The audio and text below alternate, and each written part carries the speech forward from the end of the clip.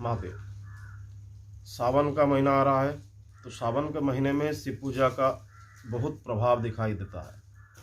तो सभी शिव जी का पूजा करते हैं। शिव भगवान का पूजा करने के लिए बहुत सारा प्रक्रिया है, जैसे कि माध्यम बहुत सारा है। तो शिवलिंग में पूजा करते हैं तो लिंग लेते हैं, तो पाषाण लिंग, धातु का लिंग, जैसे कि सोने का शिवलिंग, चांदी का शिवलिंग, पीतल का शिवलिंग, स्फटिक का शिवलिंग, पारद का शिवलिंग, नर्मदेश्वर शिवलिंग आदि विभिन्न प्रकार का शिवलिंग का उल्लेख किया गया है, एवं सभी का फल जो है वो अलग अलग रहता है।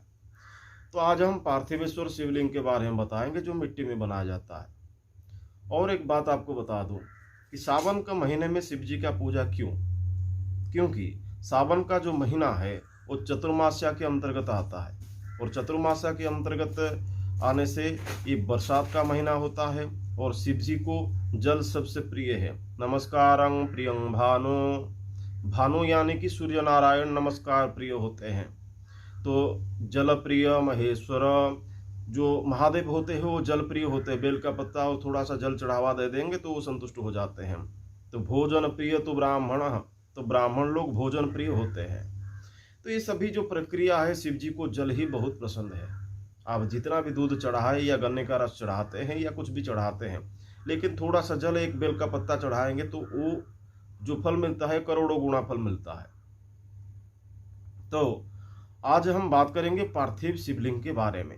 भगवान रामचंद्र जब सेतु बंध का निर्माण करने के लिए जा रहे थे, तभी रामेश्वरम जो सेतुलिंग जो सेतु बनाए थे, उस सेतु बंध के बांध के पास वो जो लिंग बनाए थे वो रेत से या मिट्टी रेत को मिला के वो शिवलिंग बनाए थे।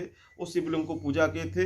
वो राम जिसका ईश्वर, यानी कि राम जस्य ईश्वर स रामेश्वर, ईश्वर जस्य राम स रामेश्वर। तो रामेश्वर यानी कि राम भगवान पूजा करने के कारण उसको रामेश्वर कहा गया है, या रामेश्वर ज्योतिर्लिंग कहा गया है। ज्योतिर्लिंग किसको कहते हैं और खाली लिंग किसको कहते हैं, इसके बारे में एक वीडियो में आपके लिए बनाऊंगा। सभी का कमेंट आ रहा है।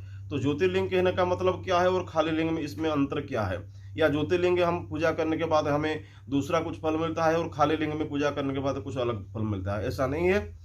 लेकिन ज्योतिर्लिंग का क्यों पूजा किया जाता है और उसका फल क्या मिलता है मैं आपको बाद में बताऊंगा। लेकिन आज हमारा जो टॉपिक है वो पार्थिव शिवलिंग के बारे में।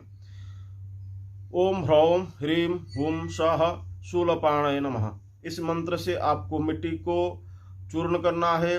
सदाशिवाय नमः लगाएंगे पहले, फिर बाद में महेश्वराय नमः, फिर उसके बाद शूलपाणय नमः। यानी कि सदाशिवाय नमः पे मिट्टी को चूर्ण करेंगे।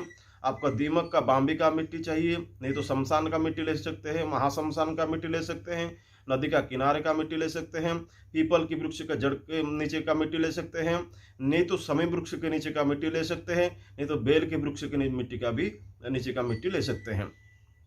पर्वत शिखर का मिट्टी भी आप ले सकते हैं, गौशाला का मिट्टी भी ले सकते हैं। इसी मिट्टी में आपको शिवलिंग तैयार करना है। और शिवलिंग जब तैयार करेंगे, ओम ह्रौम ह्रीम हुम सह सदाशिवाय नमः से मिट्टी को प्रस्तुत करेंगे। उसके बाद महेश्वराय नमः से मिट्टी को चूर्ण करेंगे, वो छान लेंगे। उसके बाद जब बनाएंगे तो शूलपाणय नमः, इस मंत्र से आपको शिवलिंग बनाना चाहिए। शिवलिंग जब तैयार करेंगे आप मानसोपचार पूजा, जो मानसोप रत्ने ही कल्पितमासनम हिमजल स्नानम च दिव्यांबरम, इस स्तोत्र को मानसोपचार स्तोत्र को आप मानस स्तोत्र को पाठ कर सकते हैं। और शिव जी को मन में ध्यान करते हुए, मंत्र जाप करते हुए आपको शिवलिंग बनाना है। उसके बाद शिवलिंग का प्राण प्रतिष्ठा करेंगे। प्राण प्रतिष्ठा करने के बाद शिव जी का आवाहनादि मुद्रा, यानी कि आवाहनम स्वस्थापनम सन्निधान सनिरोधनम सकलीकरणम अवगुंठनम धेनु मुद्रा अमूर्तिपूर्ति महामुद्रा परिवकरणा 10 मुद्रा दिखाएंगे। उसके बाद शिव जी का 16 मुद्रा प्रदर्शन करेंगे। उसके बाद आप पंचोपचार, दशोपचार या 16 में पूजा करेंगे।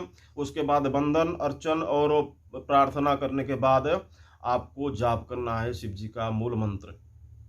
ओम नमः शिवाय पंचाक्षर मंत्र ले सकते हैं, लेकिन ये जो पंचाक्षर मंत्र है सर्वतुंड में विदित है, इसलिए ये मंत्र जितना काम करेगा उससे कई गुना काम करेगा। ओम शिवाय नमः ओम, ये मंत्र को अगर जाप करते हैं तो आपका मनोकामना अचिरे पूर्ण हो जाता है। नहीं तो आप त्र्यंबक मंत्र, ये जो आप त्र्यंबक मंत्र ले सकते हैं, मृत्युंजय मंत्र ले सकते हैं।